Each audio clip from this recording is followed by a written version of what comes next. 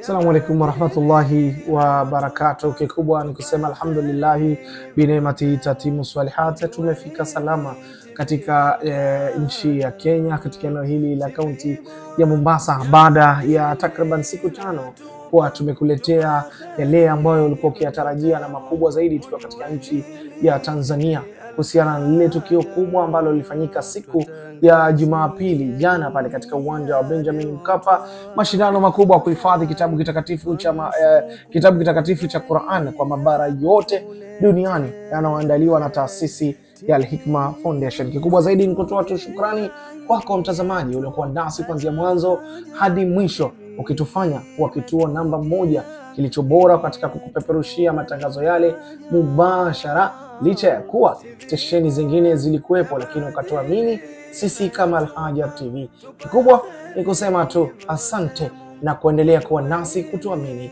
Pili, kuombea ndugu zetu, partners wetu, washiriki wetu na wenzetu katika kusukuma dini ya Allah mbele.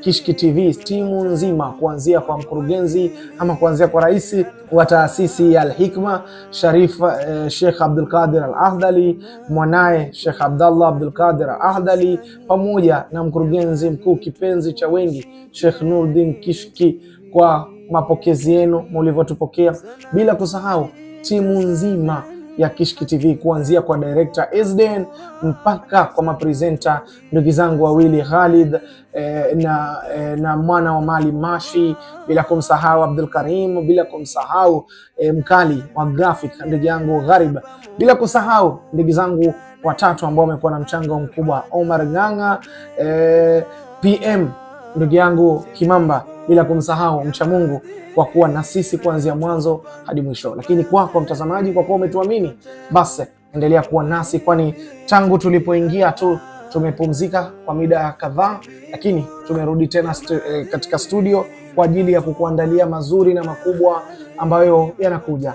Tarehe 23 siku ya Jumapili kuna mashindano makubwa yanayoandaliwa na Al-Hajar TV, na hivyo basi insha Allah endelea kutegea Al-Hajar TV, kwani kuna mazuri na makubwa zaidi tumekuratibia. Kikubwa fuatilia Al-Hajar TV katika mitandao yetu ya kijamii yote, usipitwe na yale tuliyokuratibia. Lakini mashindano ya mwaka huu ya kuhifadhi kitabu kitakatifu cha Qur'an kwa watoto wadogo ya Al-Hajar TV ni makubwa, yaliyoboreshwa na ya kisasa kidijitali zaidi. Mwaka huu tunasema Qur'an ni zawadi tosha kwa mwanao. Usikose.